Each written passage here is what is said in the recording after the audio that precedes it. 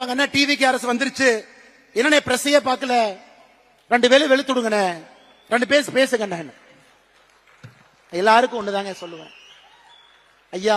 2026ல 1,68,00,000 பேர் ஓட்டு போட்டு எனக்கு இவர் வேண்டும், இந்த கட்சி வேண்டும் என்று தேர்ந்தெடுத்திருக்கிறார். அதற்கு மரியாதை கொடுக்க வேண்டியது நம்முடைய கடமை. இவங்கெல்லாம் ஏதோ ஒரு 10 வருஷம் 5 வருஷம் 20 வருஷம் இவங்க எல்லாம் எம்எல்ஏ கிடையாதுங்க.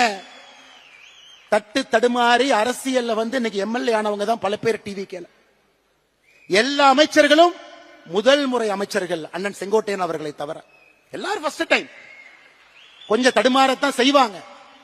தடுமாறும் பொழுது ஒரு நல்ல சமுதாயமாக இருந்தால் தூக்கி பிடிச்சுதான் விடணுமோ தவிர கீழே அழுத்தக்கூடாது என்பதில் தெல்ல தெளிவாக இருக்கின்றோம்.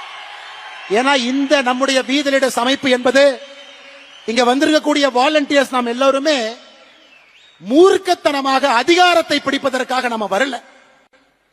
ஆணவத்தோடு நாம் இந்த அமைப்பு ஆரம்பிக்கலைங்க. பவருக்கு வரணுங்கிற ஒரே குறிக்கோளுக்காக நாம இங்க இல்லைங்க.